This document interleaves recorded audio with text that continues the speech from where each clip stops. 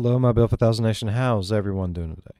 Hopefully, everyone's having a great day. If not, I hope it gets better from here. We are back with another Watcher. This one is titled The Strange Disappearance of the Leatherman, Mystery Files.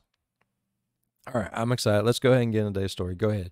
Turn them lights down low. Put on something comfy, cup with someone special. Let's get mysterious.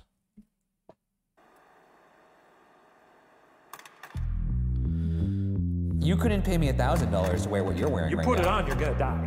They got a missing body problem. Leave his bones alone. This is a mystery within a mystery. That's right.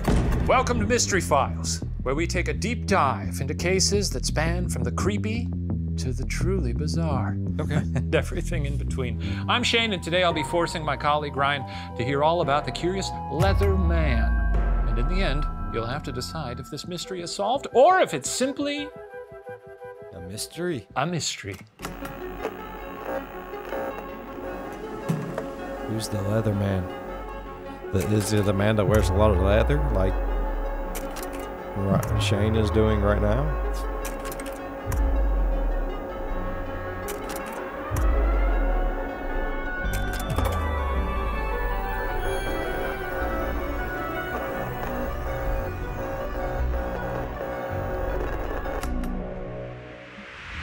You're looking very warm. I am, I'm slick inside of this thing. So Why are you dancing around? you try putting on a leather head to toe and you try to stop wriggling. It feels good, man. I think I am a leather man now. You're squeaky for sure. Why? Why?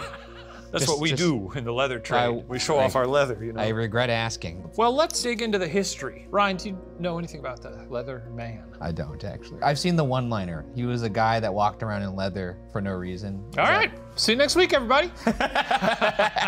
I'm sure there's more to that. Sure there is. Well, let's have it. What is that smell? It smells candy sweet, but also dark and classic, like being at the fun fair with your mother's friend. You know? No, I actually don't. I have no idea what the hell you're talking about. Oh, is that your new cologne? Oh, you're talking about this? Yes, I think that's what I was smelling. Yeah, you like the smell It was of this? just You that. like the smell of this? Yeah. Yeah, this is actually my Scentbird cologne. It's a Black Orchid by Tom Ford. Oh my gosh. You Where'd want some? Yeah. Psych. Oh, I'm just kidding. You right can at have some. No, okay. you can have some. Oh, you actually did it. That's good. It's good, right? Whoa, that is good. Okay, take it easy. Take it easy. Where'd you get that? Scentbird is a monthly perfume subscription box that lets me try a 30-day supply of our new designer fragrances each month for just $17. There's tons of options for everyone. This month I chose Black Orchid by Tom Ford, Guilty Pour Homme by Gucci, and Versace Man Eau Fraiche by Versace. I'm getting sniffs of each one of them, and they're very good. Black Orchid. That's perfect for, I would say, off the top of my head, date night. Yeah. It's got a little bit of jasmine, some patchouli, a little floral, a little woody. And Guilty Pour Homme, it's fresh, clean lavender. Sweet and spicy at the same time. I can't wrap my head around it. It's too good. Half the fun is just opening these things. Yeah. Look at this. Oh. Magnetic. Oh, That's look at that. pretty good. And inside you have this gorgeous little vial where you can read about it, see what it is, right? You can unlock it like that and give it a little spray. Ooh. You want it on you? Oh, that is quite nice. That's really nice. Putting it on you. That's fresh. Anyways, use Watcher8 to get 55% off your first month at Scentbird. It's just a little over $7 for your first month. Available in the USA and Canada. Sorry, everybody else. Can I? Sure, go for it. Might I say a big old thank you to Scentbird for sponsoring this video. Be sure to check out the links below. I knew you knew who Scentbird was. Now, when the Civil War ended, Southern soldiers were left destitute, as all rotten traitors should be. Their lives decimated by the war, many ended up homeless, causing a tramp problem. That's their words, not mine. Yeah. To combat the growing issue, the government passed tramp laws. That's their terminology, not mine. That said, if any vagrant stayed in one location for more than 3 months, the town was responsible for their well-being. Now, towns would force any vagabond to either move to another town or be forced into a jail or workhouse. Some even suggested poisoning or execution as a solution to the rampant problem. Jesus And I don't Christ. agree with that. Just Sounds like you're putting it- saying a lot of things that I'm starting to think you might agree with them. Don't say that. I don't agree with that at all. These are bad people. So, okay, yeah, I just read. Good. Take your notes. But for one man, these laws were never enforced, as he had been wandering since before the war, becoming a living legend in the New England towns he visited. New England. Got Yes. it. Chowder. Didn't Clams. mention. Oysters, baby. Yeah, well. This man roamed a 365-mile clockwise trip through over 40 towns across southwestern Connecticut and lower New York State that would take him 34 to 36 days. Did he ever stop walking? Was Never it like a Forrest Gump situation? I mean, you know, we'll get into it. He did occasionally take little breaks. You can't just be shitting and walking. I mean, I guess you could, like a horse. Oh no, he'd stop into towns. You ever wish you could do that? Take a shit while walking like a horse? Yeah. Okay, well, I thought it was just me. I thought that was a weird thing to bring up. Be nice. Is that why you're wearing all brown? Don't ask too many questions. Now, nobody knows how long he had been making Yeah, he did wear the brown pants today, didn't he? Damn. the pilgrimage, but the first mention of this man was a sighting in Harwinton, Connecticut in 1858. Passing through Danbury, New Fairfield, Watertown, Middletown, and New Canaan, Connecticut, into Westchester, New York, and then back into Connecticut through Danbury before arriving back in New Fairfield. He was so punctual that people could tell the time by his schedule. Not like, oh, it's 3 o'clock, that's leather time, but you know, the time of year. Oh, I would have a Google Cal alert for leather time. It seemed like he loved two things, walking and leather. Yeah, can you blame him?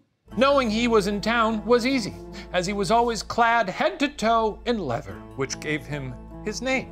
Say it with me. Leatherman. The Leatherman. Weighing 60 pounds, his suit was completely handmade. His suit weighed 60 pounds? Can you believe it? God damn. It was handmade out of boot tops, stitched with leather straps. What? Boot tops. That means nothing. Okay, handmade. I'll write it down. Yeah, write it down. Handmade out of boot tops. Yes, it weighed 60 pounds. It was handmade out of boot tops. Over the years, it became so patched and mended that its original texture wasn't visible. Over his shoulders, he carried a large leather sack. His shoes were described as, quote, not unlike those worn by the peasants of Norway and Sweden, though far more cumbersome. His hickory walking stick tipped with a wooden ball was the only item not made from leather he traveled with. Whether it was a torrential downpour or in the blistering heat, the Leatherman never wore anything else. Do you think he wore leather underwear? Because it also looks like he's wearing a shirt that's clearly not leather either. No, I think that shirt's a very thin leather, maybe like a suede. Hey, research says okay. No, maybe he wore a cute little black turtleneck underneath it all. You're That's just always describing what you're wearing. and some Adidas. Proceed.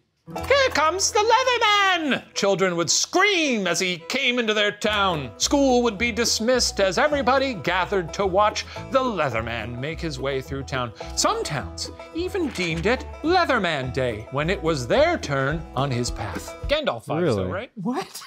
He's got Gandalf vibes. Yeah, because he's got a stick, I guess. Well, but you know, at the beginning of Fellowship, the little hobbits run up to the. Oh, yeah, You know, I guess I could see that. Well, because you're at large. He doesn't seem like a large guy. I don't actually know how tall he was. He does look like he could be an ancestor of mine. You see that in the face, right? No. Something behind those eyes. The people who had the privilege of giving Leatherman a meal were called the Friends of Leatherman. Now, if the Leatherman regularly chose your house as one of his meals, it was considered a herald of good luck. He ate entire houses? Don't. You got me there. Leatherman would rarely step inside another's home. Instead, he would eat silently outside. Now, a friend of the Leatherman, old James Francis Rogers, wrote what a typical interaction looked like. Quote, soon a quiet, motherly-looking lady who has attended to his summons for a quarter of a century opened the door and looked pityingly on the wanderer as he placed his great rough hand upon his lips and muttered the words, eat, eat, eat. She returned laden with dishes which had been thoughtfully laid aside for him.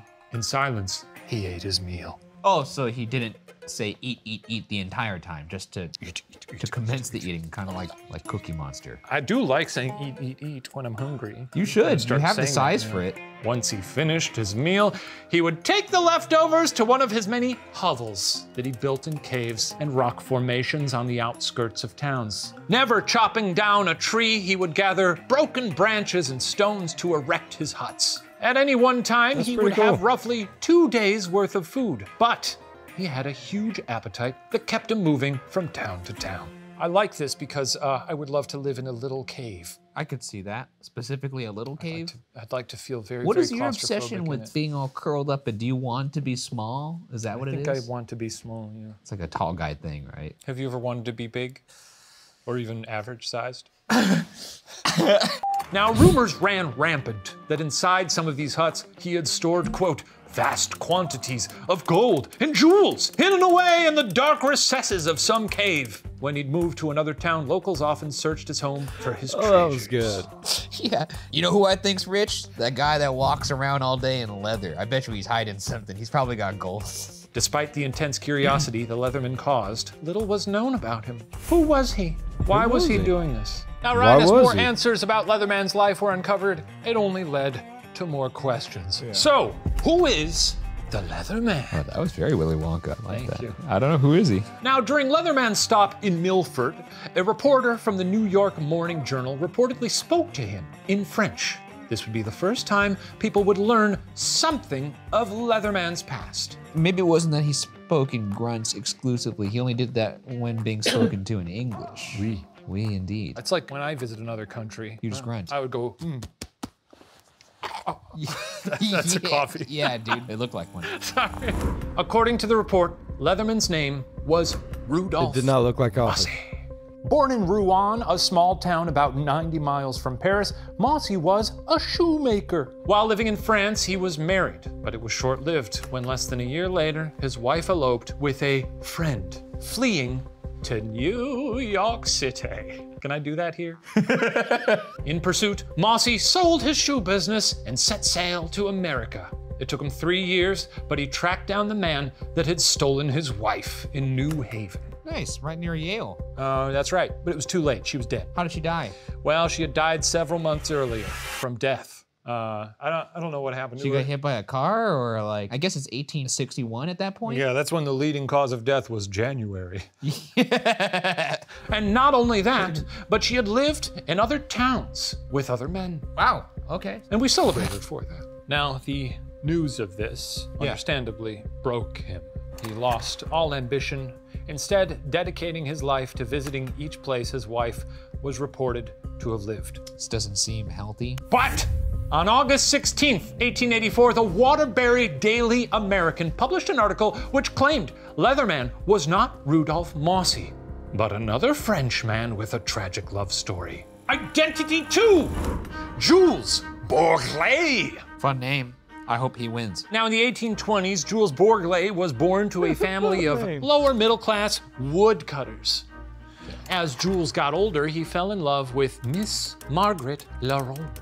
Deciding he wanted to marry Margaret, Jules approached her wealthy leather merchant father, who rejected Jules' proposal. Leather merchant father. Interesting. Are the pieces coming together for you? They're starting to get a little closer. The tectonic plates in my brain are shifting. You see the fine tools that they work with to make beautiful works of art like this? Weird that you referred to a beautiful piece of art when you were gesturing towards your crotch. It's getting real warm in here. At the beginning, it was sort of a joke, but now it's starting to get very, very moist inside of all this. What the fuck, dude? And he rejected Jules' proposal. Jules then rejected his rejection and begged for another chance. And he was given an opportunity to prove himself by working in the Laurent family leather business. If he could thrive in the job, he would receive Margaret's hand in marriage. As he raised in the ranks, he was tasked with purchasing leather on the open market. In 1855, Jules made a large purchase, but to his horror, after this purchase, the price of leather fell 40% due to a technological advancement that made tanning much cheaper and less labor intensive. This is sort of an NFT bro of the time. Yeah, I guess, dude, that's a tough break. His lack of knowledge on what was happening in their industry ruined the Laurent's leather firm, which is honestly pretty funny. a marriage to Margaret was out of the question. Ashamed to return to his home, Jules became a drifter in Lyon, France. Now nobody knows what actually happened to Jules, except for the fact that a person fitting his description showed up in Harwinton, Connecticut in 1862, clad in, you guessed it, leather. All right, okay. I mean, that doesn't exactly line up with the first sighting of the Leatherman. I feel like if he shows up in Connecticut looking like you, people are gonna notice over the course of 4 years. That's a weird gap to account for. Maybe it took time. Something happens once, you think, well, that's weird. Happens again 36 days later, you're like, odd. I'm gonna take notice at least after the first 3 cycles. Would you throw crab apples at him? No, because I'm not nasty, but I'm sure you would. That was a test. I just wanted to make sure you wouldn't. Please don't ever do that to me if you see me in this outfit again, because I'm gonna be wearing this quite a bit from now on. Well, I never made any promises about you. I hope you're ready for Identity 3. I'm ready. Ezek. What? It is a badass Sort of outfit. sounds though. like a Is that one of the vaping brand. Is that one of Elon Musk's kids? No, that's good. That's good too. Now, on April 2nd, 1885, James Francis Rogers saw Leatherman coming down the road. Now, as Leatherman waited for a meal, Rogers sat beside him, making another attempt to strike up a conversation. This time, it worked better than normal. Leathery, Rogers began, will you please tell me your name? Yes, it is Ezek, grunted Leatherman. Grilling him with questions while receiving a series of short 1 to 2 word answers, mostly yeses and nos, Rogers uncovered more directly from Leatherman than almost anybody else. According to Rogers. According to Rogers. He discovered that Leatherman was from France, but never wished to return. Ezek had been tramping for 27 years and was currently 68 years old. A zaddy, if you will. Leatherman had built his leather suit a long time ago, but refused to ever take it off to live like a normal person. Now, during their conversation, Leatherman took out an old French prayer book and a rosary, bowing his head in reverence. At that moment, Rogers realized that Leatherman was a religious monomaniac who was, quote, living a life of terrible penance. Even after so many revelations, the only thing that people were sure of was that Leatherman was a Frenchman, walked the same path every month, and, of course, wore leather. Ezek. Ezek, which, if he's French, I guess it could be Isaac? Yeah, I was about to say he could be Ezek. saying some sort Ezek. of like name with an accent. Tell me more about Ezek. That's it. That's all there is to say about Ezek. Might have been his name. But if it's correct, it doesn't help us any more than when we were Nope. in the beginning, because it's like Ezek, that's clearly not his like actual name. We eat. I'm gonna become a historical Leatherman reenactor after this. Yeah, and dude, so I I'm just think- practicing. Yes. Eat. I think you got a career in it. Eat. Oh yeah. Now, in March of 1889, a carpenter from the town of Mount Pleasant named Henry Miller was on a walk. Yeah, but it clearly seems like the only thing that is overlapping out of any of the stories that anyone is saying is the fact that he's a Frenchman. Everything else is different, other than he's a Frenchman who had his heart broken. With his wife. As they went about their Sunday, she told Henry that she'd like to go visit one of Leatherman's retreats, and Miller took her to it. Peeking their head in, Leatherman was asleep. They got closer. Leatherman's hair and beard were matted with blood. His face was swollen and distorted. Old Leathery was dead. Why was his face covered? Did he get beat to death? Well, let me tell you. His body was taken to Sing Sing, where Joel D. Madden, MD, and Charles S. Collins, MD, testified, quote, the immediate cause of his death is blood poisoning that resulted from lupus, which had made frightful ravages in his mouth, almost destroying the lower jaw, and so affected the throat that for a long time before his death ensued, it must have been impossible to swallow anything but liquids. He most likely had been dead for at least 3 or 4 days when he was found. Now, this is just a personal theory, but it seems in a lot of photos he is covering his mouth. You notice that? Yeah, and I also wonder now, maybe that's why he didn't want to go in anybody's houses, because he feared he was contagious. That's possible. He could have just been being a sweetie. Whoa, Now that makes total sense why he yeah. looked so grumpy in some of those other photos. Yeah. If I could only eat liquids, I'd be very grumpy. That would rule out popcorn, in which case, what's the point? What's the point? Now, upon his death, the Waterbury Daily American retracted their story, claiming he was Jules Bourglet. Furthermore, there has never been any supporting evidence to definitively say what his identity was. On his death certificate, his identity is listed as unknown. Kind of cool. That's kind of baller. Go out that way. Yeah. Who's this? He's dead. I don't know. We got nothing. Now, at That's the sad, White though. and Dorsey undertaking rooms, his body was visited by hundreds of people from miles and miles around until he was buried in the paupers section of Sparta Cemetery. Initially, his final resting place was marked only with a metal pipe. Eventually, it was replaced with a tombstone that read, quote, "Final resting place of Jules Bourglet of Lyon, France, the Leatherman." So, sort of incorrect. Just a blatant lie. It's fanfic. Sure. I mean, you could just scratch that out and be like, final resting place of the Leatherman. Old Leathery. What a guy. Dead. Would you go visit him in the Crossing morgue? this out. Check it out. They said hundreds of people came. No, You get a sniff of that leather? No, I don't really have. That's one of the things that I would love, because leather is a rich scent to begin with, but to just give this leather man a hug, that's gotta have a nice funk to it. No, I wouldn't describe it as a pleasure. Pretty Sort horrendous. of a unique experience, though. Put it this way, I wouldn't want to smell the leather you're wearing. Give me right a hug. now. No. Give me a hug. Smell the leather. I'll give you a hug after you take off that, after you take that getup off and then put something else on. Then I'll give you a hug. I had to clarify. You're missing your chance. Now, the locals' fascination with Leatherman only got intensified excited, upon his though, death bro. as hundreds visited his cave in the Sawmill Woods, hunting for his treasure. Idiots. People believed that this had to be his headquarters. What the fuck? Yeah, the woods. Yeah, sure. Now, on one Saturday night, a farmer by the name of Sorrel headed into the woods in search of the money. He returned just after midnight, terrified. Sorrel claims that while he was leaving the cave, his torch went out. With no matches on him, Sorrel felt his way out of the cave. To his horror, a pile of dry sticks lit on fire. It was the Leatherman. Leatherman bellowed for him to leave, and Sorrel ran the rest of the way home. Wait, was it like as a ghost? Was there a Leatherman ghost? I don't know, Ryan. Or was it just a guy in the cave? This is what he said happened. Okay. Now, to make sense of it, he crazy, deduced the Leatherman must have a double. What do you think of that? I think it's a lie. Sort of a unique fella. Yeah, no, I don't know about You ain't that. gonna see two of those. No. In 2011, the Ossining Historical Society Museum petitioned to move his body to a safer location and give him a headstone that removed the incorrect name. Now, a plan was put into place that while the body was being relocated, DNA samples would be taken to determine his home country. To middle school history teacher Don Johnson, this went against everything Leatherman stood for. He said, quote, 30 years, 100,000 miles, never telling anybody who he was.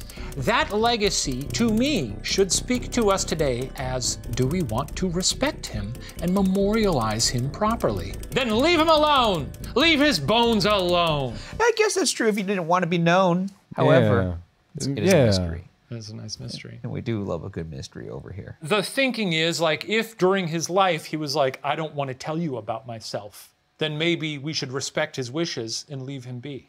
So maybe this very episode of this show is immoral, and we will rot in hell for this. Now, in the face of protest, the project moved. But also, like, what if he had a family and just throughout the generations, everyone just never knew what happened to him? Maybe he didn't want everyone to know who he was and what was going on, but maybe they would like to know, you know? Forward. For 2 days, a team exhumed Leatherman's grave. But when they completed their dig, all they found were nails in the outline of where the coffin once was. Oh, shit. Uh-oh. They got a missing body problem. We got a mystery afoot. Did they find claw marks on the inside of the... Yes. No, they didn't. No, they didn't. Oh, fuck, that would have been crazy. You eat it right up, don't you? No, I would have loved it. Well, now what they did is they sifted through the soil in hopes of finding any remains that could be from Leatherman. But there was nothing. What the... Pretty cool. What was that? David Blaine type stuff. Yeah, I was about to say, what kind of funeral was that? I'm guessing not open casket. He gone. The Leatherman saved one final trick. It'd be funny if they exhumed him and there was a 150-year-old Leatherman peering behind an oak tree going, where had the Leatherman gone? Now it's time. Let us away to the corkboard for the theories. Okay. I don't know. I don't think he ever existed. Fuck yeah, dude. Okay, we're going to the board. We're at the board. Corky Romano. That's good. That's Nice good. deep cut there. Now, Ryan, we're going to get into the theories, but before we do, based on the copious notes that you've taken, who do you surmise is the Leatherman? I think Rudolph Mossy is out. Yeah. Jules Bourlet, I don't know how to say his name. The timeline doesn't really match up. 4 years unaccounted for, don't know about that. Sloppy. Which leaves me for Ezek, and that comes from a person who actually knew him. So I'm gonna go with Ezek, which unfortunately leaves us nowhere because we really only have a first name to work off of. Right. But I'm also gonna go with, I believe this one is a mystery. Well, the theories are actually about what happened to the body. I forgot about that. Whether or not he's Ezek, the world may never know. But what we also may never know is where his body went. This is a mystery within a mystery. That's right. This is the real mystery. So let's get into the theories. Theory 1. His body disintegrated. It's not how bones work. Isn't it? No, it's not. Well, generally that is not how bodies work, but the soil in the area was incredibly acidic. So many believed that it could have eaten away the entire body. Now, the people that believe this theory point towards the nails being all that was left behind to support this. So hyperacidic soil melted his bones, leaving just nails. Just nails. Why Melted was them. why was there a coffin in the ground? That's a good question. I, for one, also thought about that. Did I you? was expecting you to ask about that. And now I'm guessing I'm gonna get your prepared answer then. My prepared answer is, I don't know, man. Seems like That soil had it out for him. it could be. What about theory 1.5? man. What's that? The Leatherman is actually David Copperfield. Not bad. Theory 2. The original marker was misplaced. Now, I think you're gonna get a kick out of this one. I hope so. Now, when Leatherman was buried, he originally had no marker at all. It wasn't until 30 years later that the initial metal pipe, you see that right there? Yeah. Was placed on his resting spot. One night, the daughter of the couple that had found Leatherman dead Yeah. decided to show off by bringing friends to where he was buried. So, runs in the family. Yeah, they're bunch of weirdos. They're a little weird. Sick and twisted. You guys want to have yeah. a good night? Pretty I know weird. a spot. Let's go kiss by the Leatherman's body. Now, when they arrived in Sparta Cemetery, she pointed to a spot. Over there, she said. That's where the Leatherman was buried. She didn't actually, I'm just sort of. Yeah, you're riffing. A friend hammered the pipe into the spot where she pointed. It was highly likely that she had simply pointed to the wrong place. So she basically just took him there and said, yeah, right there. And then someone grabbed a pipe and went, donk, donk, donk. And the rest of society just went along with That's this right. girl and her pipe Yeah, thing. the girl in the pipe. The girl So, in the pipe. did Pipe girl, they called her. I'm just confused to how the girl thinking that he's buried by a pipe would have anything to do with them exhuming his body later. It was a pauper's grave, do you recall? A pauper's grave. Oh yeah, but they A didn't. pauper's grave. They didn't mark down where they buried him. Are you telling me the government could be incompetent? I suppose so. I mean, They clearly didn't. they're gonna go all that trouble to fucking do tests on him. Yeah. Let's move on to theory 3. Okay. And you're gonna love this one. Okay. The Leatherman lived. All right, great. I like this one. This is a happy one. Now, what if the double that Farmer Sorrell saw was the actual Leatherman? Months after the official death of Leatherman, a strange exhibit popped up as part of the Globe Dime Museum in New York City. Okay. Now, they claimed to have the real Leatherman on display. As people would pay to enter, they were greeted with a haggard old man wearing Leatherman's infamous leather suit. Now, a lecturer would begin pontificating. We have here on exhibition the greatest living curiosity of the 19th century, the Westchester Leatherman. What the fuck? That's right. He was born near the city of Paris in the year 1688, making him a trifle over 200 years of age. As people would lean in, the lecturer warned them to not step too close. The museum had spent $100,000 to bring him to the city. I have a question. Is that where the Leatherman multi-tools and stuff get their name from? Is from Leatherman? Is it? That's so cool if it is. After finding him in a cave, and he was dangerous. In this theory, Yes. he's a 200-year-old human Yeah. that they went to a cave and were like, here's $100,000. Come sit in our chair. That's right. Come sit in our chair. Let us And talk about you to people. He was like, done deal. Here's my bank info. Yeah. What do you think of that? I don't know about that. I don't know about that. Sure. It's a It could fun happen. theory. I It like could that happen. theory. You know what else they got here? What do you got there? Lady swimmers. I've And never seen one of those before. funny tub races.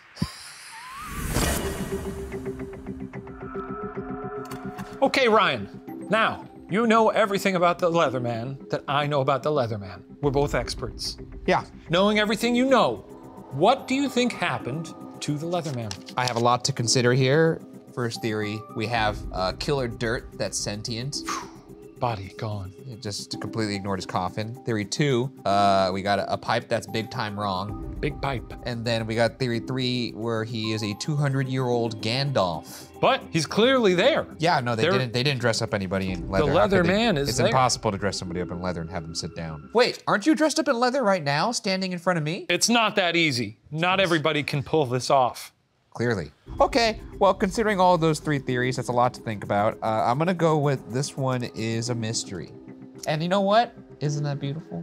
Let it Yeah. be a mystery. Let it be a mystery. Well, it isn't. What now? Well, this one's a bit of a mixed bag. Theory number 3 has been debunked. What? Yes. He wasn't 200? The man was not 200 years old. Was he 150? Let me tell you, and I can see you're excited Oh, because I'm you did s- not see this coming. I didn't. Now, the Globe Dime Museum, operated by Thomas Meehan and James Wilson, was one of the dozens of P.T. Barnum ripoffs Nice. that had pursued the Leatherman for years.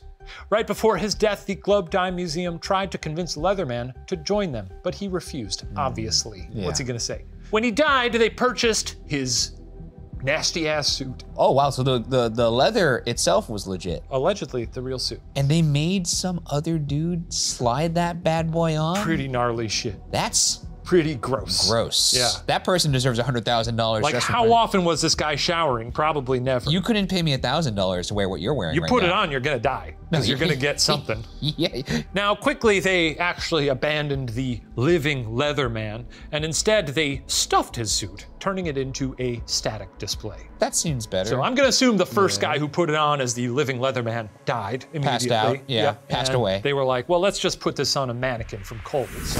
Now, without Leatherman's body, hope to discover any more about his identity was squashed. The nails were put into a pine box and reburied, along with dirt from the original site. Why not?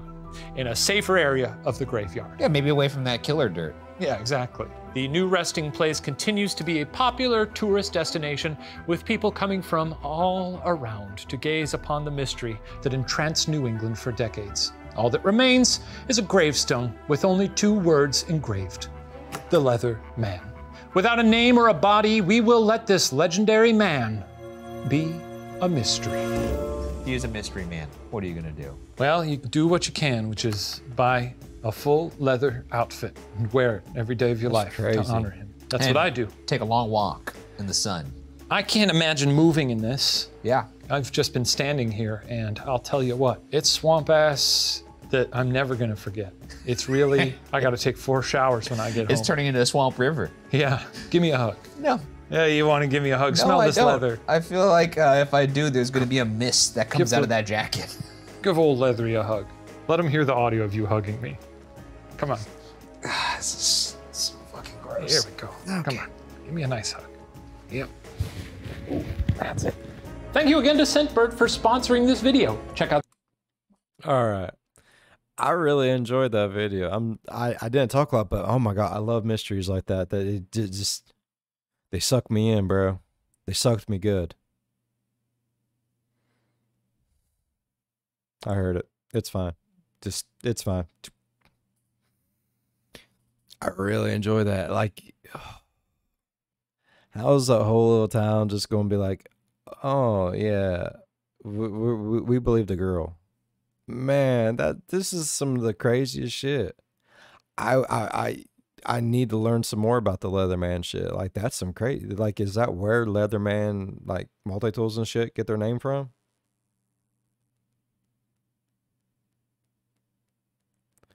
Man, all right. I really enjoyed today's story. If y'all enjoyed today's story as much as I did, please go down there, hit that thumbs up while you're down there going over, smack that subscribe button, become part of the Bill 5000 Nation.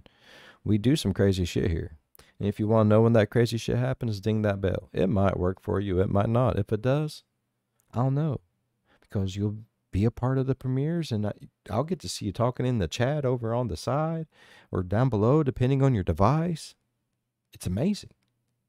And if you really want to help support the channel, link is in the description. Check it out. The store's amazing. Got some amazing merch on there. Drop new stuff all the time.